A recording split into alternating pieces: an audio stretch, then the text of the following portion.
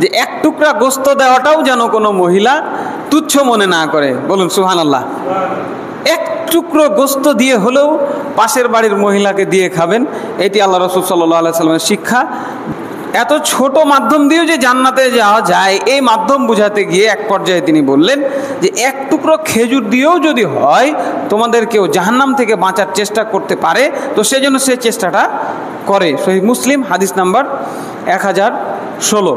এবং সেই চাচা শ্বশুর বা কেমন, যে তিনি তার বৌমার সাথে গিয়ে কথা বলছেন, কোনো পর্দা নাই, কোনো আড়াল নাই, নাউজুবিল্লাহ, এবং এমন কথাবার্তা বলছেন যেগুলো আপনার প্রয়োজন ছিল না। আপনার তার সাথে কথা বলার কোনো প্রয়োজনই নাই। আপনার জামাই আছে, আপনার ভাতিজা আছে, আপনি ভাতিজাকে ডাকবেন, আপনার প্রয়োজনটা আপনার ভাতিজার সাথে কথা বলবেন। আলহামদুলিল্লাহ আলহামদুলিল্লাহি নাহমাদুহু ওয়া নাস্তাঈনুহু ওয়া নাস্তাগফিরুহু ওয়া নু'মিনু বিহি ওয়া নাতাওয়াক্কালু আলাইহি ওয়া নাউযু বিল্লাহি মিন শুরুরি আনফুসিনা ওয়া মিন সাইয়্যাতি আমালিনা। من يهده الله فلا مضل له ومن يضلله فلا هادي له ونشهد أن لا إله إلا الله وحده لا شريك له ونشهد أن محمدا عبده ورسوله أما بعد فإن خير الحديث كتاب الله وخير الهدى هدى محمد صلى الله عليه وسلم وشر الأمور محدثاتها وكل محدثة بدعة وكل بدعة ضلالة وكل ضلالة في النار. فقد قال الله تعالى في كلامه المجيد بعد أعوذ بالله من الشيطان الرجيم. يا أيها الذين آمنوا اتقوا الله حق تقاته ولا تموتن إلا وأنتم مسلمون. يا أيها الناس اتقوا ربكم الذي خلقكم من نفس واحدة وخلق منها زوجها وبث منهما رجالا كثيرا ونساء واتقوا الله الذي تساءلون به والأرحام إن الله كان عليكم رقيبا. يا أيها الذين آمنوا اتقوا الله وقولوا قولا سديدا يصلح لكم أعمالكم ويغفر لكم ذنوبكم ومن يطع الله ورسوله فقد فاز فوزا عظيما. وقال تعالى أعوذ بالله من الشيطان الرجيم بسم الله الرحمن الرحيم. قاف والقرآن المجيد بل عجبوا أن جاءهم منذر منهم فقال الكافرون هذا شيء عجيب أإذا متنا وكنا ترابا ذلك رجع بعيد قد علمنا ما تنقص الأرض منهم وعندنا كتاب حفيظ بل كذبوا بالحق لما جاءهم فهم في أمر مريج أفلم ينظروا إلى السماء فوقهم كيف بنيناها وزيناها وما لها من فروج والأرض مددناها وألقينا فيها رواسي وأنبتنا فيها من كل زوج بهيج تبصرة وذكرى لكل عبد منيب. وقال تعالى: وبشر الذين آمنوا وعملوا الصالحات أن لهم جنات تجري من تحتها الأنهار كلما رزقوا منها من ثمرة رزقا قالوا هذا الذي رزقنا من قبل وأتوا به متشابها ولهم فيها أزواج مطهرة وهم فيها خالدون. সূরা বাকারা আয়াত 25।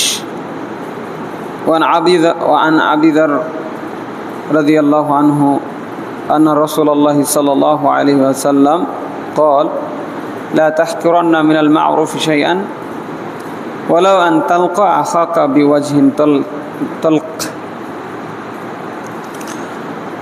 যাবতীয় গুণগান আল্লাহ তাআলার জন্যে, যাবতীয় দুরূদ ও সালাম বর্ষিত হোক তার প্রিয় নবী মুহাম্মদ রাসূলুল্লাহ সাল্লাল্লাহু আলাইহি ওয়াসাল্লামের জন্যে।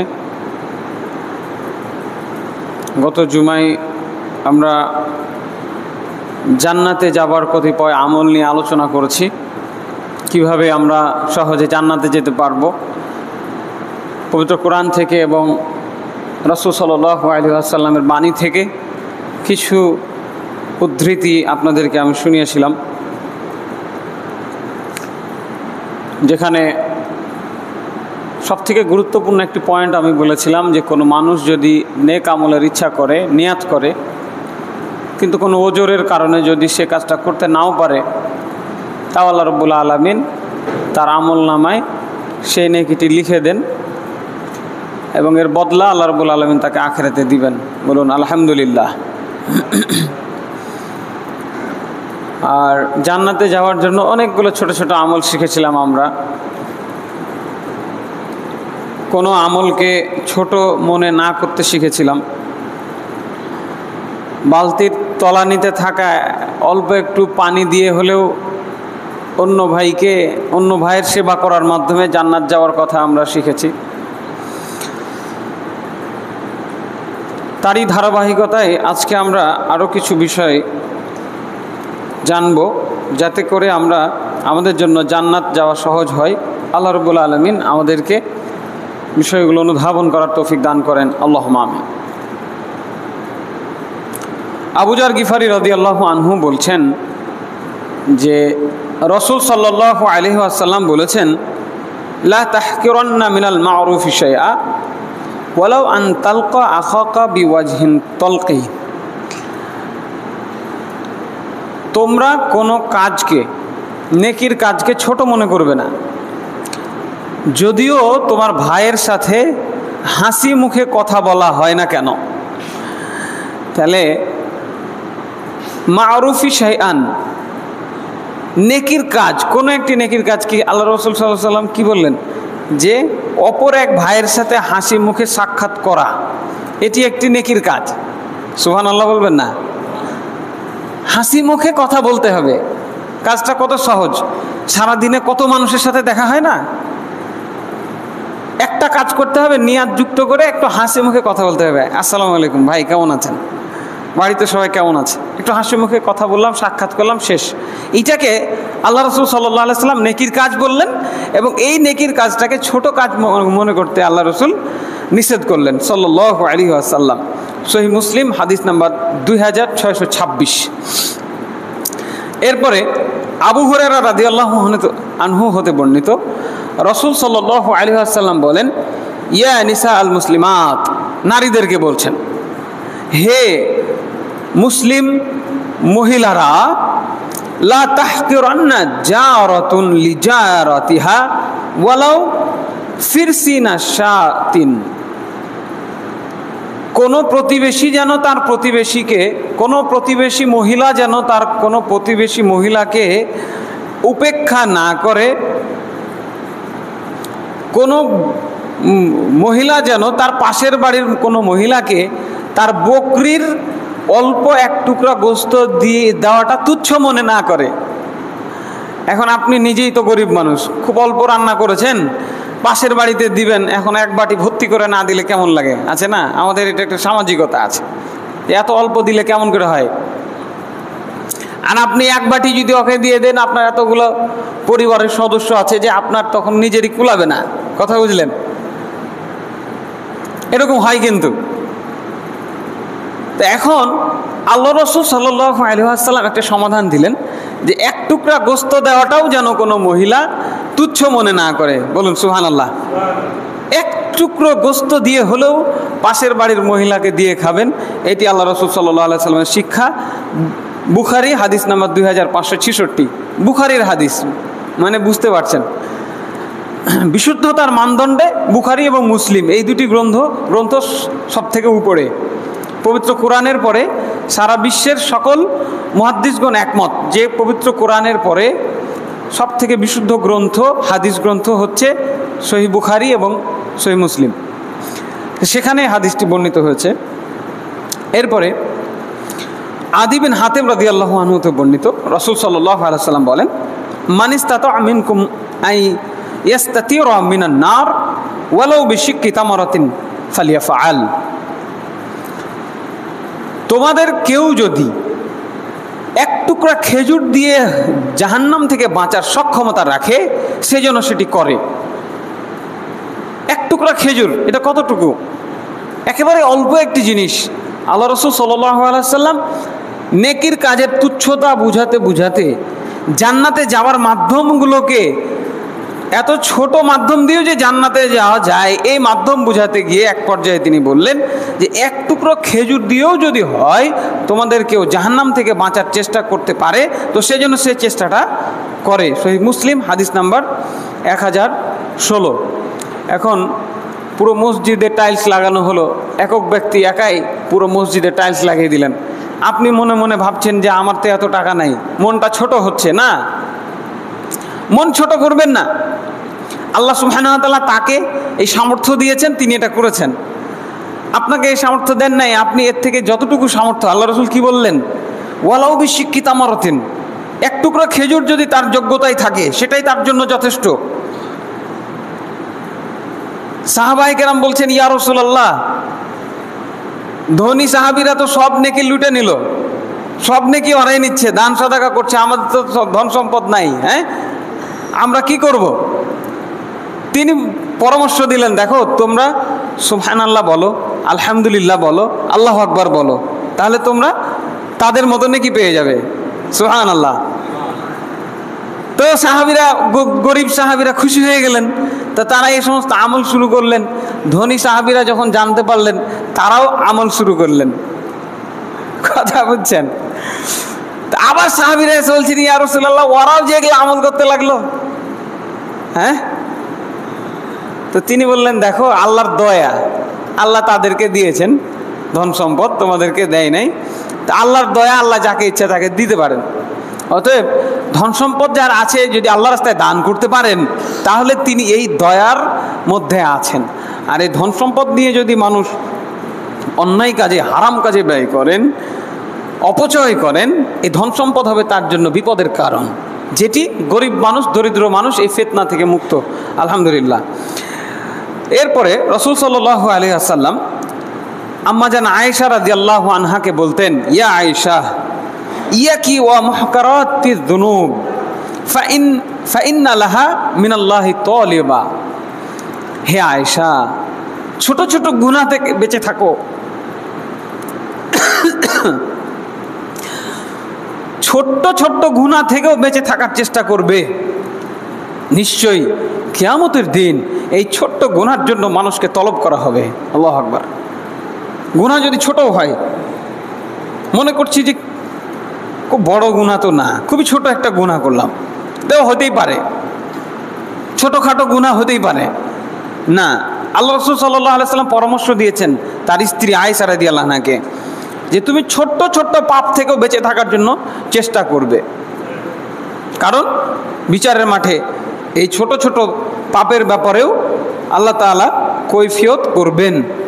ইবনে মাজাহ হাদিস নাম্বার 4243। এরপরে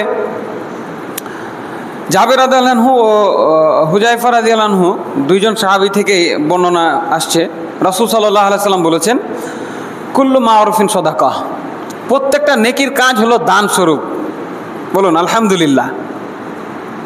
আমার টাকা নাই, আমি দান করতে পারছি না, তাহলে কি করব? সুবহানাল্লাহ, আলহামদুলিল্লাহ, আল্লাহু আকবার বলবো। এটা একটা হাদিস থেকে শিখলাম। আরেকটা হাদিসে কি শিখলাম? সহিহ বুখারী 6021 নম্বর হাদিস, যে কুল্লু মারুফিন সাদাকা, প্রত্যেকটা নেকির কাজ হলো দানের মতো। আপনার টাকা নাই, আপনি দান করতে পারছেন না, নেকির কাজ করবেন। যত রকমের নেকির কাজ এই পৃথিবীতে আছে, যত রকমের ভালো কাজ মানুষ করতে পারে, সকল ভালো কাজের বিনিময়ে আল্লাহ রাব্বুল আলামিন আমাদের আমল নামায় একটি করে সাদাকার নেকি লিখে দিবেন। বলুন আলহামদুলিল্লাহ। এরপরে রাসূল সাল্লাল্লাহু আলাইহি সাল্লাম বলছেন, ইন্নাকুম লা তা'মালুনা আ'মালান। আনাস রাদিয়াল্লাহু আনহু বলছেন যে আমরা ওই রাসূল সাল্লাল্লাহু আলাইহি সাল্লামের মৃত্যুর পরে আনাস রাদিয়াল্লাহু আনহু অন্যান্য তাবেঈদেরকে, সাহাবীদেরকে লক্ষ্য করে বলছেন, বা যারা আল্লাহ রাসূল সাল্লাল্লাহু আলাইহি সাল্লামের সাক্ষাৎ পায় নাই তাদেরকে বলছেন যে ইন্নাকুম লা তা'মালুনা আমালান হিয়া আদাক্কু ফি আমালিকুম মিন শা'রিন। তোমরা অনেক কাজ করো, অনেক আমল করে থাকো যেগুলোকে নখের মতো তুচ্ছ মনে করো। নখ যেমন তুচ্ছ একটি বস্তু, তোমরা এগুলোকে তুচ্ছ মনে করছো। কিন্তু ইন্না কুন্না নাউদ্দুহা আলা আহদিন নবী সাল্লাল্লাহু আলাইহি ওয়াসাল্লাম মুবিকাত। কিন্তু আল্লাহ রাসূল সাল্লাল্লাহু আলাইহি ওয়াসাল্লামের জামানায় এই নখের সমান তুচ্ছ কাজগুলোকে আমরা ধ্বংসাত্মক কাজ মনে করতাম। আল্লাহু আকবার। তারা কত সচেতন ছিলেন। তোমরা এই এখন এই ধরনের কাজগুলোকে তুচ্ছ তুচ্ছ মনে করছো, কিছুই মনে করছো না, প্রকাশ্যে এই ধরনের কাজগুলো করছো। কিন্তু আমরা আল্লাহ রাসূল সাল্লাল্লাহু আলাইহি সাল্লামের জামানায় এই কাজগুলোকে ধ্বংসাত্মক কাজ মনে করতাম। দেখেন, আমরা যদি আমাদের পরিবারের দিকে তাকাই, আমাদের সমাজের দিকে তাকাই, আমরা অহরহ এমন কাজগুলো দেখব যেগুলো তুচ্ছ নয়, অনেক বড় বড় হারাম, গুনাহে কাবিরা, নাউজুবিল্লাহি মিন যালিক। হারাম কবিরা গুনাহে আমরা দেখতে পাবো যে আমাদের আশপাশে মানুষজন খুব সহজেই লিপ্ত হয়ে যাচ্ছেন। মহিলাকে দেখবেন যে চুল খুলে বাইরে ঘুরে বেড়াচ্ছে, দেখবেন যে প্রকাশ্যে তার দেওরের সাথে, তার ভাসুরের সাথে কথা বলছেন, তার চাচা শ্বশুরের সাথে কথা বলছেন। চাচা শ্বশুরকে মনে করেন যে বাপের মতন না। এগুলো হারাম এবং এগুলো অনেক ধ্বংসাত্মক কাজ। এর থেকেও ছোট ছোট পাপকে সাহাবায়ে কেরাম ধ্বংসাত্মক কাজ মনে করতেন। আমরা প্রকাশ্যে এই ধরনের বড় পাপগুলো করছি। এবং সেই চাচা শ্বশুরও বা কেমন, যে তিনি তার বৌমার সাথে গিয়ে কথা বলছেন, কোনো পর্দা নাই, কোনো আড়াল নাই, নাউজুবিল্লাহ। এবং এমন কথাবার্তা বলছেন যেগুলো আপনার প্রয়োজন ছিল না। আপনার তার সাথে কথা বলার কোনো প্রয়োজনই নাই। আপনার জামাই আছে, আপনার ভাতিজা আছে, আপনার ভাতিজাকে ডাকবেন। আপনার প্রয়োজনটা আপনার ভাতিজার সাথে কথা বলবেন। ভাতিজা নাই আপনার, আর কেউ আছে যে আপনার মাহারাম, আপনি তার সাথে কথা বলবেন, মেসেজ পাঠাবেন আপনার যদি একান্তই প্রয়োজন হয়, তাই না? কিন্তু আমরা এতটাই স্বাভাবিকভাবে এগুলোকে নিয়েছি। দেখেন, আমরা আয় উপার্জন করছি, কিভাবে হালাল ইনকাম করতে হবে আমরা এটা নিয়ে আমরা ভাবি না। রাসূল সাল্লাল্লাহু আলাইহি সাল্লাম আমাদেরকে এটা বলেছেন, ইয়াতি আলাইকুম জামানুন, খুব দ্রুতই তোমাদের উপরে একটা জামানা চলে আসছে, লা ইউবালিল মারআ মা আখাযা মিনহু আমিনাল হালাল আমিনাল হারাম। মানুষ উপার্জন করবে, চিন্তা ভাবনা করবে না যেটা হালাল না হারাম। লা হাওলা ওয়ালা কুওয়াতা ইল্লা বিল্লাহ। আমাদের যে উপার্জন সেটা হালাল হচ্ছে কি হচ্ছে না এগুলো আমরা ভাবি না, ভাবার প্রয়োজন মনে করছি না। দেশার্থে মানুষকে আমরা ঠকাচ্ছি, প্রতারণা করছি। কয়দিন আগে আমি পেঁয়াজ কিনতে গেলাম তো উপর চকচক করছে। এখন তার দাম যা নেবেন নেন ভাই, ভালোগুলো দিয়েন। বাসায় গিয়ে দেখছি যে তার ভেতরে আবার 20-25টা পচা পেঁয়াজ ঢুকিয়ে দিয়েছে। এত দক্ষতার সাথে সে প্রতারণাটা করলো। লা হাওলা ওয়ালা কুওয়াতা ইল্লা বিল্লাহ, নাউজুবিল্লাহ। মানে আপনি বুঝতে পারবেন না। সে মনে করলো আমি মাশাআল্লাহ ঠকাতে পেরেছি আজকে।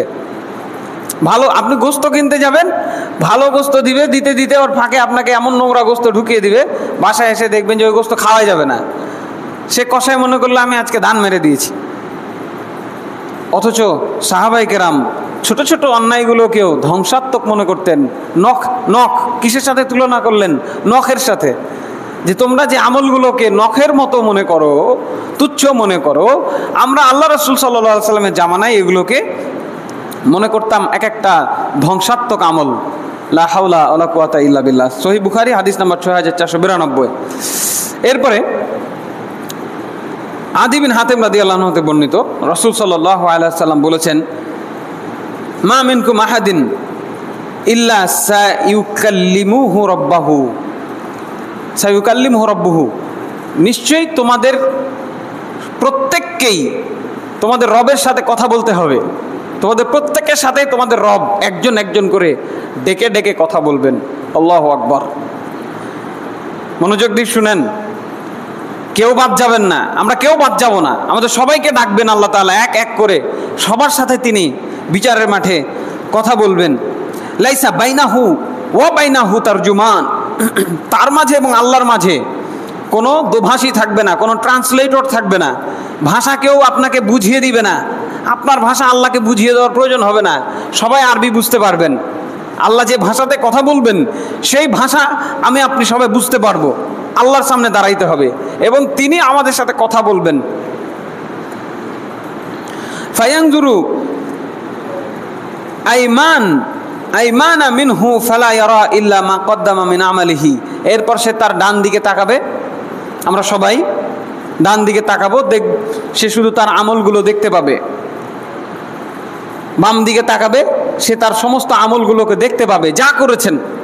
এ কথাই আল্লাহ রাব্বুল আলামিন পবিত্র কোরআনের মধ্যেও বলেছেন, ফামান ইয়ামাল মিসকালা যাররাতিন শাররান ইয়ারা ওয়া মা খায়রান ইয়ারা ওয়া মা ইয়ামাল মিসকালা যাররাতিন শাররান ইয়ারা। কেউ যদি ক্ষুদ্র অনুপরিমাণ ধুলার কণা সমান ভালো কাজ করে থাকে তাকে সেটাও দেখানো হবে।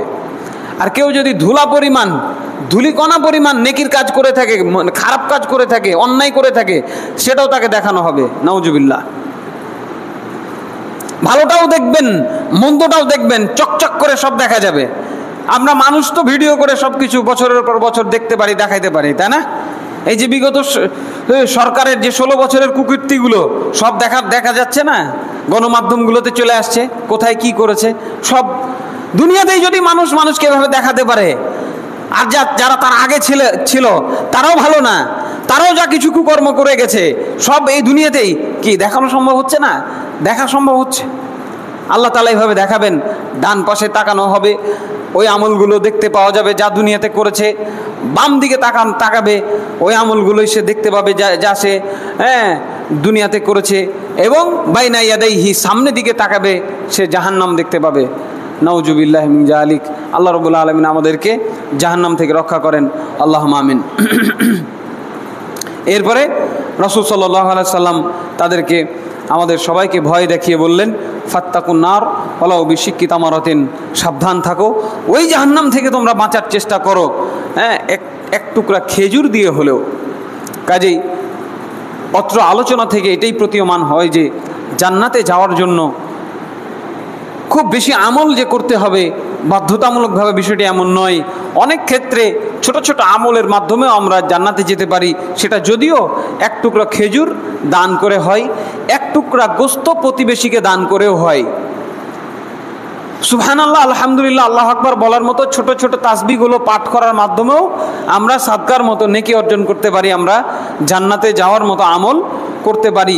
রাসূল সাল্লাল্লাহু আলাইহি সাল্লাম বারবার করে বহু হাদিসে একই কথা, এটাই আমি বোঝাতে চাচ্ছি গুরুত্বটা। বহু হাদিসে তিনি বারবার করে আমাদেরকে বলে দিলেন, কোন আমলকে তোমরা ছোট মনে করবে না। লা তাহকিরান্না মিনাল আমালি শাইআন, কোনো আমলকে তোমরা ছোট মনে করবে না। মিন মা'রুফি শাইআন, কোনো নেক আমলকে তোমরা ছোট মনে করবে না। এরপরে জান্নাতে যাওয়ার একটি বড় মাধ্যম হচ্ছে প্রকৃত অর্থে দান সদকা করা। যার যতটুকু ক্ষমতা আছে সে ততটুকু দান সদকা করবে। ইন্না সাদাকাতা লা তুতফিউ আন আহলিহা হাররাল কুবুর। রাসূল সাল্লাল্লাহু আলাইহি সাল্লাম বলছেন, নিশ্চয়ই দান মানুষের কবরের আগুনকে, উত্তাপকে ঠান্ডা করে দেয়। বলুন আলহামদুলিল্লাহ। প্রথম মঞ্জিল হচ্ছে আমাদের কবর। সেই কবরের যে উত্তাপ আল্লাহ রাব্বুল আলামিন সেটিকে ঠান্ডা করে দিবেন কেউ যদি দান করতে পারে। যার যা আছে, যদি 10 টাকা থাকে, আমি 10 টাকার মালিক, 10 টাকা ইনকাম করতে পারি, এর বেশি পারি না, 1 টাকা দান করবো আল্লাহর রাস্তায়, 9 টাকা দিয়ে আমি আমার পরিবার, আহাল পরিবারকে চালাবো। দান সবাইকেই করতে হবে। ওয়াইন্নামা ইয়াস্তাজিল্লুল জিল্লুল মুমিনু ইয়াউমাল কিয়ামাতি ফি জিল্লি সাদাকাতিহি, এবং প্রত্যেকটা মুমিন বান্দা কিয়ামতের মাঠে তার দানের ছায়াতলে থাকবে। বলুন সুবহানাল্লাহি ওয়া বিহামদিহি। দান যে পরিমাণ করবেন, ছায়া সেই পরিমাণ সম্প্রসারিত হবে। সেই বিচারের মাঠে যেদিন কোনো ছায়া থাকবে না, শুধুমাত্র আল্লাহ রাব্বুল আলামিনের আরশের দয়ার ছায়া সেদিন থাকবে। সেই ছায়ার নিচে আল্লাহ রাব্বুল আলামিন কাকে জায়গা দিবেন? যে ব্যক্তি দান করবে তাকে। যে পরিমাণ দান করবে তার জন্য ছায়া ততটুকু বরাদ্দ করা হবে। তাবারানী হাদিস নাম্বার 7000, হাদিস নাম্বার 788। এরপরে আবু হুরায়রা রাদিয়াল্লাহু আনহু বলেন, একদিন এক জনৈক বেদুইন, গ্রামবাসী, একদম গ্রাম থেকে উঠে এসছে, একজন লোক এসে বলছে জান্নাতে যেতে চায়। ইয়া রাসূলুল্লাহ দুল্লানি আলা আমালিন আমিলতুহু দাখালতুল জান্নাহ, আমাকে এমন আমলের কথা বলে দেন আমি যে আমলটি করলে জান্নাতে যেতে পারবো। প্রশ্ন করে তারা জান্নাতে যাওয়ার জন্য উদ্গ্রীব থাকতেন। আমি আপনি কয়জন আলেমকে গিয়ে এই প্রশ্নগুলো করি যে ইমাম সাহেব আমাকে এই আমলটা, কোনো আমল শিখিয়ে দেন তো, যে আমলটা করলে আমি জান্নাতে যাইতে পারবো। নিজে থেকে রাসূল সাল্লাল্লাহু আলাইহি ওয়াসাল্লামের কাছে গিয়ে তারা জিজ্ঞাসা করতেন। রাসূল সাল্লাল্লাহু আলাইহি ওয়াসাল্লাম তাকে বললেন, তা'বুদুল্লাহ ওয়া লা তুশরিকু বিহি শাইআ, তুমি একমাত্র আল্লাহর ইবাদত করবে, কারোর সাথে কাউকে তার সাথে শরীক করবে না। এটি হলো ফান্ডামেন্টাল একটা কাজ, প্রথম কাজ। আল্লাহ রাব্বুল আলামিন জান্নাতে যাওয়ার জন্য 2টি শর্ত দিয়েছেন, মৌলিক শর্ত। একটা হচ্ছে ঈমান আনতে হবে, আর একটা হচ্ছে নেক আমল করতে হবে। ইন্নাল্লাযীনা আমানু ওয়া আমিলুস সালিহাত, নিশ্চয়ই যারা ঈমান আনে এবং নেক আমল করে, যারা নেক আমল করবে ঈমানের পরে তাদের জন্য জান্নাত রয়েছে। ওয়াবাশশিরিল মুমিন ওয়াবাশশিরিল্লাযীনা আমানু ওয়া আমিলুস সালিহাত আন্না লাহুম জান্নাতিন তাজরি মিন তাহতিহাল আনহার, সুসংবাদ শুনিয়ে দেন যারা নেক ঈমানদার এবং নেক আমল করে তাদেরকে ওই জান্নাত যার পাদদেশে নদী প্রবাহিত। সুবহানাল্লাহি ওয়া বিহামদিহি। তাহলে 2টা শর্তের 1 নম্বর হলো কি? ঈমান আনতে হবে, ঈমান ঠিক রাখতে হবে, তাওহীদ ঠিক রাখতে হবে, আল্লাহর প্রতি বিশ্বাস ঠিক রাখতে হবে। তার সাথে কাউকে শরীক করা যাবে না, শিরিক থেকে মুক্ত থাকতে হবে। এটা হচ্ছে প্রধান শর্ত। যত আমল শিখলাম, ছোট হোক আর বড় হোক, এতগুলো আমল করলাম, কিন্তু যদি আমার তাওহীদ ঠিক না থাকে তাহলে আমার সব আমলগুলো নষ্ট হয়ে যাবে। তাওহীদবিহীন, বিশুদ্ধ তাওহীদবিহীন আমল, নেক আমল ওই রকম সারা রাত ধরে আপনি তাহাজ্জুদের নামাজ পড়লেন কিন্তু ওযু করলেন না, কথা বুঝলেন? নাকি হবে? সারা রাত তাহাজ্জুদ পড়েছেন কিন্তু ওযুই করেননি।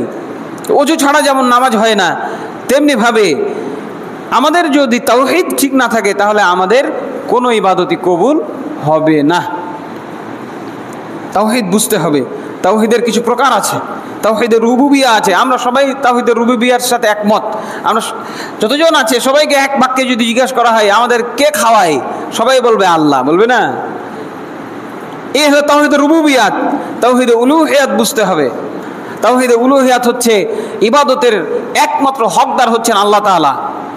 আমরা সংক্ষিপ্ত আকারে এই বিষয়গুলো বিভিন্ন আলোচনার মধ্যে একটু করে বুঝেছি আলহামদুলিল্লাহ। আমরা কোনো এক সময় সুযোগ করে ঈমানের এই বিষয়গুলো নিয়ে বিস্তারিত আলোচনা করবো ইনশাআল্লাহ, প্রয়োজন আছে। ঈমান যদি ঠিক না হয় তাহলে নেক আমলগুলোর কোনো মূল্য আল্লাহর কাছে নাই। তাই প্রথমে তিনি কি বললেন? প্রথম শর্ত তা'বুদুল্লাহ ওয়া লা তুশরিকু বিহি শাইআ, আল্লাহর ইবাদত করবে, তার সাথে কাউকে শরীক করবে না। ওয়া তুকিমাস সালাতাল মাকতুবা ওয়া তুতিয়াজ যাকাতাল মাফরুদা ওয়া তাসুমা রমাদান। ইসলামের মৌলিক আমলগুলো তিনি এক এক করে বলে দিলেন। তুমি ফরজ সালাতগুলো ঠিকমতো আদায় করবে এবং তোমার উপরে যে যাকাত ফরজ থাকে, যে যাকাত ফরজ রয়েছে সেই যাকাত তুমি আদায় করে দিবে। কড়াই গন্ডায় হিসাব করে 1 লাখ টাকাতে 2,500 টাকা ওইটা মানুষের টাকা, মানুষকে দিয়ে দিতে হবে। কথা বুঝেননি? আল্লাহ তাআলা আপনাকে খাবার দিয়েছেন, বাড়ি দিয়েছেন, পোশাক দিয়েছেন, আপনার সুন্দর একটা ব্যবসা আছে, আপনার সুন্দর একটা চাকরি আছে, ঋণ নাই, আলহামদুলিল্লাহ বলেন। আর কি চাই আপনার? একটা বছর আপনি এভাবে পার করেছেন, এরপরে আপনার কাছে 5-7 লাখ টাকা আছে, আপনি ওইখান থেকে বের করে জনগণের টাকাটা দিতে পারবেন না? ওটা আপনার হাতে ভারী হয়ে গেল হয়তো। কেন? জাকাত টাইম টু টাইম, বছরে একবার হিসাব করে দিয়ে দিতে হবে। এইটা হলো প্রত্যেক মুমিনের জন্য জরুরি। এরপরে বছরে একটা মাস সিয়াম রাখতে বললেন। এরপরে কি বললেন? তখন পর্যন্ত হজ কিন্তু ফরজ হয়নি, হজের কথা এই হাদিসে আসে নাই। ওই সাহাবী তখন বলছেন, ওয়াল্লাযী নাফসি বিয়াদিহি লা আযীদু আলা হাদা ওয়ালা আনকুসু মিনহু, আল্লাহর কসম, ওই আল্লাহর কসম যার হাতে আমার প্রাণ রয়েছে, আমি এক চুল বাড়াবো না, এক চুল কমাবো না, যা বললেন আমি তাই করব। রাসূল সাল্লাল্লাহু আলাইহি ওয়াসাল্লাম দ্ব্যর্থহীন ভাষায় বলে দিলেন, মান শাররাহু আয়ানজুর ইলা রাজুলিন মিন আহলিল জান্নাহ ফালয়ানজুর ইলা হাযা, তোমাদের কেউ যদি জান্নাতি মানুষ দেখে খুশি হতে চাও, এই মানুষটাকে দেখে নাও। বলুন সুবহানাল্লাহ। দুনিয়াতে তাকে জান্নাতের সার্টিফিকেট দেওয়া হলো। আমলগুলো বুঝলেন কি কি আমল করতে হবে, এবং বাড়াবও না কমাবও না। একজন মুমিন, প্রকৃত মুমিন, জান্নাত পিয়াসী মুমিন হলে সে যদি জান্নাতে যাওয়ার আশা রাখে, তাহলে সে এই বৈশিষ্ট্য তার মধ্যে ধারণ করবে। আল্লাহ এবং আল্লাহ রসুল যা বলেছেন, কোরআন হাদিসে যা আছে, বাড়াবও না কমাবও না। বুখারী হাদিস নম্বর 46, মুসলিম হাদিস নম্বর 11। এরপরে আবু উমামা বাহিলী রাদিয়াল্লাহু আনহু বলেন, বিদায় হজ্জের ভাষণে আমি রাসূল সাল্লাল্লাহু আলাইহি ওয়াসাল্লামকে বলতে শুনেছি, তিনি বলেন, ইত্তাকুল্লাহ রাব্বাকুম ওয়া সাল্লু খামসাকুম ওয়া সুমু শাহরাকুম ওয়া আদ্দু যাকাতা আমওয়ালিকুম ওয়া আতিউ যা আমরিকুম তাদখুলু জান্নাতা রাব্বিকুম। তোমরা আল্লাহকে, তোমাদের রব আল্লাহকে ভয় করবে এবং 5 ওয়াক্ত সালাত আদায় করবে, বছরে 1 মাস সিয়াম পালন করবে, তোমাদের সম্পদের যাকাত দিবে এবং তোমাদের আমিরের আনুগত্য করবে, তাহলে তোমরা তোমাদের রবের জান্নাতে প্রবেশ করতে পারবে। বলুন সুবহানাল্লাহ। কয়টা কাজ দিলেন? হ্যাঁ, সামান্য কয়টা কাজ, এগুলো খুব ভারী আমাদের জন্য। এই কাজগুলো যদি আমরা করতে পারি, আল্লাহ রাব্বুল আলামিন আমাদেরকে খুশি হয়ে জান্নাত দান করবেন। তিরমিজি হাদিস নাম্বার 616। আল্লাহ রাব্বুল আলামিন যেন আমাদেরকে এই নেক আমলগুলো করার তৌফিক দান করেন, আল্লাহুম্মা আমিন। যে কোনো আমল আমাদেরকে নিয়মিত করতে হবে। দেখুন, আমলের পাহাড় করে লাভ নাই, নিয়ত ঠিক রাখতে হবে, ইখলাস ঠিক রাখতে হবে, ঈমান ঠিক রাখতে হবে। অল্প আমল নাজাতের জন্য যথেষ্ট হবে। আমরা আমলের পাহাড় নিয়ে আল্লাহর কাছে গেলাম, ঈমান প্রশ্নবিদ্ধ অবস্থায়, শিরিক করা অবস্থায় আমাদের আমলের পাহাড়কে ধুলার সাথে মিশিয়ে দেওয়া হবে। কাজেই প্রতিদিন অল্প করে হলেও নেক আমল আমাদেরকে করতে হবে, নিয়মিত হবে। রাসূল সাল্লাল্লাহু আলাইহি সাল্লামের আমল সম্পর্কে জিজ্ঞাসা করা হয়েছিল, তিনি কেমন আমল করতেন। তো তার স্ত্রী বলছেন যে কানা আমালহু দিমাতান, তার আমলগুলো ছিল স্থায়ী, যেটা করতেন নিয়মিতভাবে করতেন। হুটহাট 2-4 দিন 5 দিন করলাম তারপর ছেড়ে দিলাম, তাহলে হবে না। এখানে যে আমলের লিস্টগুলো আমরা দেখলাম, আমরা এই আমলগুলো নিয়মিত করার চেষ্টা করব। জান্নাত সংক্রান্ত আরও কতিপয় বিষয় রয়েছে। আল্লাহ রাব্বুল আলামিন জান্নাতের অধিবাসীদের সম্পর্কে বলছেন, ওয়াবাশশিরিল্লাযীনা আমানু ওয়া আমিলুস সালিহাত আন্না লাহুম জান্নাতিন তাজরি মিন তাহতিহাল আনহার। তাদেরকে সুসংবাদ শুনিয়ে দেন, যারা ঈমান আনে, নেক আমল করে, তাদের জন্য জান্নাত রয়েছে, যার পাদদেশে নদীসমূহ প্রবাহিত। কুল্লামা রুজিকু মিনহা মিন সামারাতিন রিজকান ক্বালু হাযাল্লাযী রুজিকনা মিন ক্বাবল। যখনই তাদেরকে কোনো কিছু জান্নাতে খেতে দেওয়া হবে, তারা বলবে, হাই, এত সুন্দর সুন্দর খাবারগুলো তো আমাদের দুনিয়াতেও দেওয়া হতো। দুনিয়ার খাবার যেমন দুনিয়াতে রয়েছে, এই একই ধরনের খাবারই আল্লাহ রাব্বুল আলামিন জান্নাতে আমাদের জন্য প্রস্তুত করে রেখেছেন, এবং সেই খাবারগুলো হবে অতি উন্নত মানের। দুনিয়াতে হয়তো অনেক খাবার আছে যেগুলো আমরা চোখের সামনে দেখি, খেতে পাই না। সব খাবারই আল্লাহ তাআলা আমাদের জন্য আখিরাতে বরাদ্দ রেখেছেন।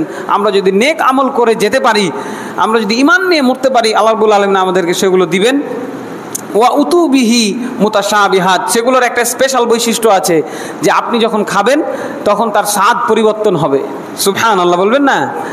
একটা আপেল আপনি খেলেন, খাওয়ার পরে কি হবে, তারপরে আবার আরেকটা আপেল খাবেন, তার টেস্ট চেঞ্জ হয়ে যাবে। সুবহানাল্লাহ।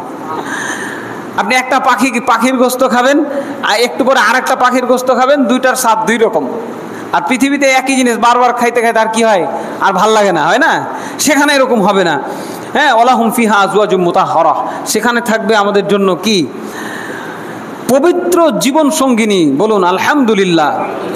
পবিত্র, তাদের আচরণ হবে সুন্দর, তাদের চক্ষু হবে ডাগর নয়ন বিশিষ্ট, তাদের দিকে দেখতে শুধু মন চাইবে। হ্যাঁ, অহম ফিহা খালিদুন, সেখানে জান্নাতে তারা স্থায়ীভাবে থাকবে।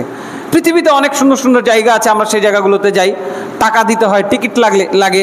সেই টিকিট দেওয়ার পরে আমরা হয়তো কিছুক্ষণ সেখানে থাকতে পাই, তারপর আমাদের কি হয়, সময় শেষ, বের হয়ে চলে আসতে হয়, বেশিক্ষণ থাকা যায় না, তাই না?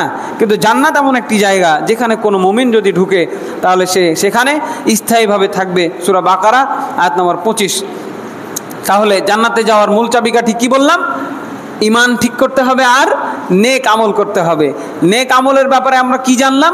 কোনো নেক আমলকে ছোট তুচ্ছ মনে করা যাবে না। একইভাবে কোনো গুনার কাজকেও ছোট তুচ্ছ মনে করা যাবে না। সবগুলো আমল আমাদেরকে গুরুত্বের সাথে করতে হবে, নেক নিয়ত রাখতে হবে এবং আশা রাখতে হবে এই নেক আমলের মাধ্যমে আল্লাহ রাব্বুল আলামিন আমাদেরকে জান্নাত দান করবেন। আল্লাহ রাব্বুল আলামিন যেন আমাদের পাপগুলো ক্ষমা করে দেন, আল্লাহুম্মা আমিন। আমাদের ছোট বড় সকল নেক আমলগুলো কবুল করে নেন, আল্লাহুম্মা আমিন। তারপরে দেখেন কি বললেন এক সাহাবী, যে যদি তোমরা যে নখ পরিমাণ যে আমলগুলো করছো, যেগুলো তুচ্ছ মনে করছো, আমরা আল্লাহ রসুলের জামানায় এগুলোকে ধ্বংসাত্মক মনে করতাম। আর আল্লাহ রসুল সাল্লাল্লাহু আলাইহি সাল্লাম কি বললেন? ওয়ালাউ বিশিক্কি তামারাতিন, যদিও সেটা হয় অর্ধেক খেজুর, এটা দিয়ে জাহান্নাম থেকে বাঁচার চেষ্টা করো। কাজেই ছোট আমল বলে কোনো কিছু নাই, সব আমলই আল্লাহর কাছে যদি গ্রহণযোগ্য হয়ে যায় সেটাই নাজাতের ওসিলা হইতে পারে। কাজেই কোনো কিছুকে আমরা ছোট মনে করব না। এরপরে জান্নাতের অধিবাসী বেশিরভাগ মানুষ কেমন হবে?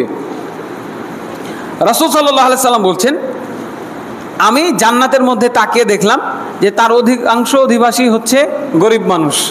সুবহানাল্লাহ বলবেন না? বাংলাদেশের বেশিরভাগ মানুষই তো গরিব। আমরা এখনো ওই পরিমাণের কোটিপতি হইতে পারি নাই। এমনও মানুষ আছে যারা বাংলাদেশে একাই হাজার হাজার মসজিদ করে দিয়েছেন। জানেন এই খবর? বাংলাদেশের মাটিতে, শুধু বাংলাদেশে হাজার হাজার মসজিদ করেছেন একক ব্যক্তি। সুবহানাল্লাহ। যদিও এই সরকার এগুলোকে মাঝে মধ্যেই বাধাগ্রস্ত করে দেয় এবং রাজনৈতিক কারণে এগুলোকে তাদের নিজেদের দিকে নিয়ে আসার চেষ্টা করে, আমরা করলাম। অনেক তথ্য জনগণ জানতে পারে না। কোটি কোটি টাকা, বিলিয়ন ট্রিলিয়ন ডলারের মালিক তারা, এত কোটিপতি আছে। আমরা বাঙালি তো বেশিরভাগই মিসকিন। সৌদি আরবে, দুবাইতে, ওই সমস্ত দেশগুলোকে বাঙালিকে মিসকিন মনে করে। কথা বুঝছেন তো? এটা আমাদের জন্য সুসংবাদ, আলহামদুলিল্লাহ। আল্লাহ রাসূল সাল্লাল্লাহু আলাইহি সাল্লাম কি বললেন? জান্নাতের উঁকি দিয়ে দেখলাম বেশিরভাগ মানুষ গরিব, আর জাহান্নামের দিকে তাকিয়ে দেখলাম বেশিরভাগ মানুষ হচ্ছে মহিলা। নাউজুবিল্লাহি মিন যালিক। সহিহ বুখারী, মুসলিম। বেশিরভাগ নারী জাহান্নামে যাবে। নারীদের এই জন্য সতর্ক হওয়া উচিত। এবং কেন জাহান্নামে যাবে প্রশ্ন করা হলে তিনি বললেন তারা অবাধ্য।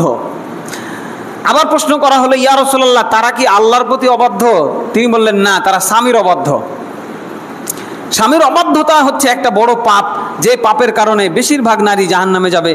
এরপরে আমি তোমাদেরকে জান্নাতীদের সম্পর্কে অবহিত করব নাকি? রাসূল সাল্লাল্লাহু আলাইহি সাল্লাম বলছেন, তারা হলো প্রত্যেক দুর্বল ব্যক্তি এবং এমন ব্যক্তি যাকে দুর্বল মনে করা হয়, সে যদি আল্লাহর নামে কসম খায় তাহলে তিনি নিশ্চয়ই পুরা করে দেন। বলুন আলহামদুলিল্লাহ। ওই দুর্বল মানুষ যে এমনিতেই দুর্বল, গরিব মানুষ, ভ্যান চালায়, তারপরে তাকে দুর্বল করে রাখা হয়েছে, তাকে বড় লোক হতে দেওয়ার কোনো সুযোগ রাখা হয় নাই। তাকে বড় হতে দেওয়া হয় না, তাকে সে যাতে আরো গরিব হয়। সুদের উপরে লোন দিয়ে তাকে চক্রবৃদ্ধি হারে তার উপর সুদ খাওয়া হয়।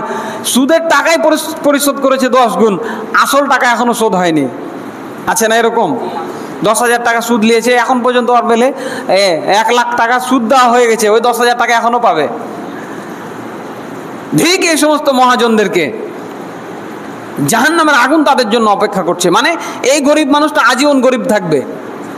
কথা বুঝছেন? ওই দারোয়ান আজীবন দারোয়ান থাকবে, সে ভদ্র সমাজে আসতে পারবে না। তো এই দুর্বল মানুষগুলো, যাকে দুর্বল করে রাখা হয় আজীবন, অথচ আল্লাহর কাছে তার মর্যাদা এত বেশি যে সে যদি আল্লাহর নামে কসম খেয়ে দোয়া করে আল্লাহ তার দোয়াটাকে কবুল করবেন। তো এই মানুষগুলো হচ্ছে জান্নাতি মানুষ। এরপরে আমি তোমাদেরকে জাহান্নামীদের সম্পর্কে অবহিত করব নাকি?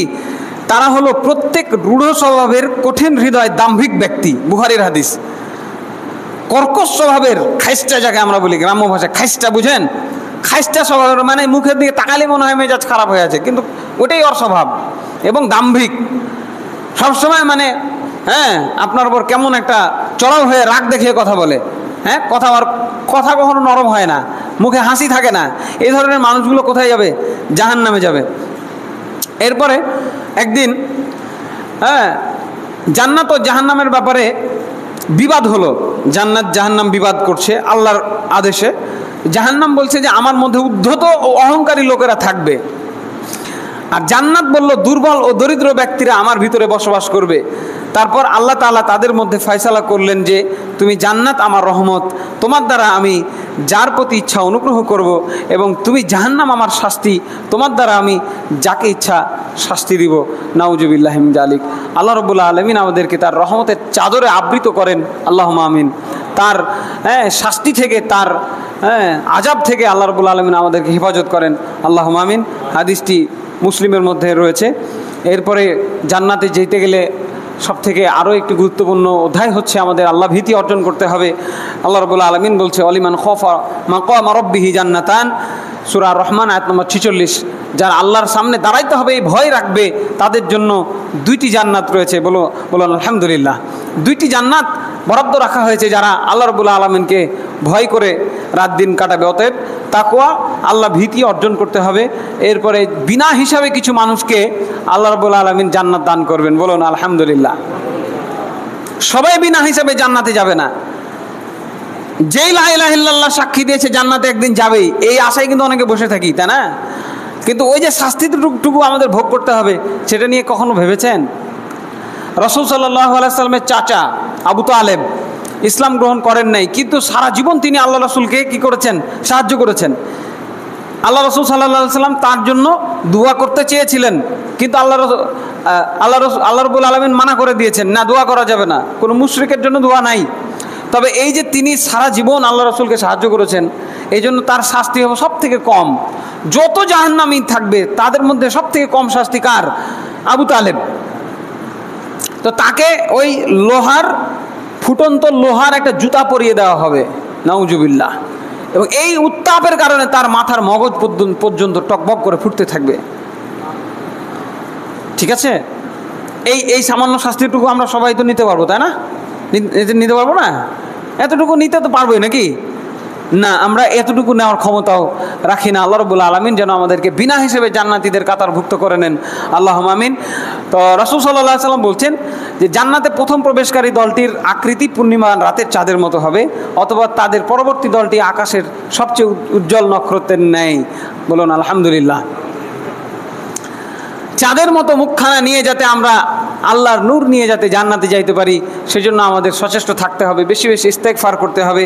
এরপরে তিনি আরও অনেকগুলো বৈশিষ্ট্য বলেছেন। সেখানে তারা পেশাব করবে না, সেখানে তাদের ঘামের সুগন্ধি হবে কস্তুরীর মতো, সেখানে পায়খানার প্রয়োজন হবে না। কি মনে লোভ লাগছে না? এই হচ্ছে জান্নাতি যারা প্রথমে জান্নাত যাবে, তাদের মর্যাদা, তাদের বর্ণনা। এরপরে তিনি বলছেন তাদের থুতু ফেলার প্রয়োজন হবে না, নাক ঝাড়ার প্রয়োজন হবে না, তাদের চিরুনি থাকবে স্বর্ণের তৈরি। সুবহানাল্লাহ বলুন। স্বর্ণের তৈরি চিরুনি তাদেরকে দেওয়া হবে। তাদের ধুনুচিতে থাকবে সুগন্ধিযুক্ত কাঠ, তাদের স্ত্রী হবে আয়াতলোচনা হুরগণ। তারা সকলেই একটি আদম আলাইহিস সালামের যে আকৃতি ছিল, শরীরের গঠন ছিল সুঠাম দেহ, সেই সুঠাম দেহ তাদের হবে। বুখারী মুসলিমের হাদিস। আরেক হাদিসে তিনি বলছেন যে সবাইকে দাঁড় করানো হবে।